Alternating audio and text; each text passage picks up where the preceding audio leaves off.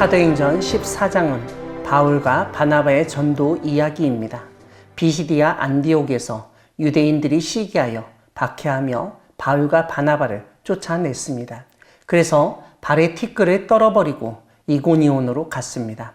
이렇게 박해가 일어나고 두 사람이 쫓겨났지만 13장 끝부분은 제자들이 기쁨과 성령이 충만하였다고 알려줍니다.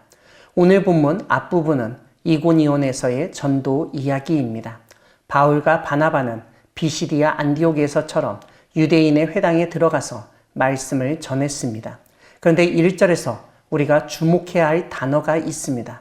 다름 아니라 바울과 바나바를 사도라고 부르고 있는 점입니다.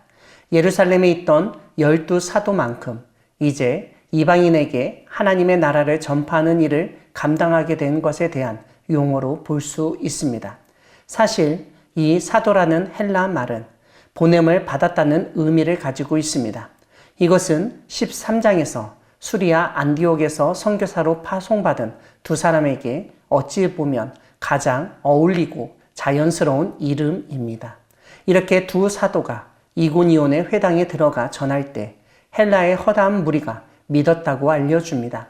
우리에겐 이고니온이라는 도시가 낯설지만 고대 시대에는 아주 유명한 도시였습니다. 우리가 잘 아는 다메섹보다 더 오래전에 건설되었고 로마 시대에는 이코니움이란 이름을 가지고 있었지만 현재는 터키의 코니아 혹은 코냐라고 불리는 도시입니다. 여기서 많은 수의 헬라인들이 믿었다고 강조한 이유는 바로 뒤에 나오듯 대부분의 유대인들은 바울과 바나바를 믿지 않았기 때문입니다. 즉 유대인은 믿지 않았지만 헬라인은 믿었다는 점을 대조시켜 보여주고 있습니다. 2절을 보면 유대인들을 수식하는 말이 있는데 순종하지 아니하였다라고 되어 있습니다. 하나님의 말씀에 순종해야 할 유대인이 오히려 순종하지 않은 죄악을 지적하고 있습니다. 그뿐 아니라 마음이 완악하여서 바울과 바나바에게 해코지를 합니다. 이방인들의 마음을 선동하여 바울과 바나바뿐만 아니라 예수님을 믿는 형제와 자매에 대해서 악한 감정을 가지게 하였습니다. 이런 가운데 4절은 유대인을 따르는 자도 있고 두 사도를 따르는 자도 있었다고 알려줍니다. 5절을 보면 이방인과 유대인과 그 관리들이 바울과 바나바를 모욕하고 돌로 치려고 달려들었습니다. 이때 두 사람은 그곳을 떠납니다. 이고니온 조금 밑에 있는 루스드라와 더베와 그 근방으로 가서 거기서 복음을 전했습니다. 오늘 본문 뒷부분은 루스드라에서 전도하다가 벌어진 사건 이야기입니다. 루스드라에 발을 쓰지 못하는 사람이 있었는데 그 사람은 나면서 걷지 못하게 되어 걸어본 적이 없다고 설명하고 있습니다. 선천성 지체 장애인이었습니다. 그런데 바울이 그 사람을 주목하여 구원받을 만한 믿음이 있는 것을 보고 내 발로 일어서라 라고 선언했습니다. 그랬더니 그가 일어나 걸었다는 것입니다. 루스드라 사람들은 그 지방 방언, 루가오니아 방언으로 신들이 사람의 형상으로 자신들에게 내려오셨다고 말하기 시작했습니다.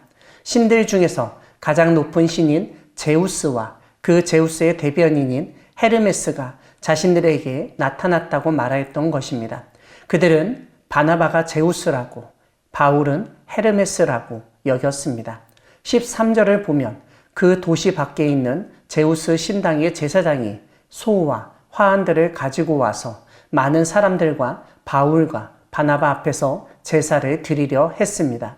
바울과 바나바는 옷을 찢고 무리 가운데 뛰어 들어가서 15절에서 알려주듯 어찌하여 이런 일을 하느냐? 우리도 여러분과 같은 성정을 가진 사람이라고 소리칩니다. 그리고 자신들이 지금 이곳에 온 이유가 바로 복음을 전하기 위함이라고 말합니다. 그 복음은 다름 아니라 천지와 바다와 그 가운데 만물을 지으시고 살아계신 하나님께로 돌아오게 하려 함이라고 자세히 설명합니다. 사랑하는 광야교회 성도 여러분, 하나님은 바울과 바나바를 통해서 우리의 마음을 다잡도록 인도하신 분이십니다. 사도행전이 알려주듯 박해하고 핍박하면 오히려 믿음이 굳건해집니다. 하나님만을 더욱 의지하려 합니다. 그런데 이와 달리 사람들이 따르고 칭송하고 최고라고 할 때 오히려 믿음에 문제가 생기고 교만하고 나태하게 되는 것을 보게 됩니다. 오늘 본문은 우리를 통하여 하나님이 놀라운 일을 이루어 주실 때 우리가 취해야 할 행동, 마음가짐을 잘 보여주고 있습니다. 기적을 일으켰다고 자신을 숭배하고 신처럼 받들려 할 때 보통 사람들 같으면 신 행세를 하기 쉽습니다. 사람들에게 높임받고 존경받고 지켜 세워주는 것을 싫어하는 사람은 거의 없기 때문입니다. 그런데 하나님의 일을 할 때 가장 주의하고 경계해야 할 때가 바로 사람들로부터 하나님처럼 대접받을 때입니다. 왜냐하면 사탄이 하나님의 일을 하는 사람들의 공로를 무너뜨리기 위해서 하는 일이 바로 그 일을 한 사람의 공로를 내세우는 것이기 때문입니다. 즉, 모든 영광을 사람이 차지하게 하는 것입니다. 이 일을 내가 했으니 나는 이 정도 대우를 받을 만하다고 당연히 여기고 다들 그렇게 대해주길 바라게 만드는 것입니다. 하나님보다 한 걸음 앞서 자신을 드러내고 사람들로부터 영광을 얻고 거기에 부와 명예, 권력을 얻으며 그것을 자기 마음대로 행합니다. 그러다 결국 비참하게 생을 마감하는 경우가 대부분입니다. 그러므로 하나님을 믿고 하나님의 일을 할 때 오늘 본문에서 바울과 바나바가 보여준 행동을 잊지 말아야 하겠습니다. 역사하신 분은 하나님이시고 모든 영광은 오직 하나님께만 돌려야 한다는 믿음으로 유혹을 이겨내고 복음을 증거하는 우리 모두가 되기를 소망합니다. 아멘.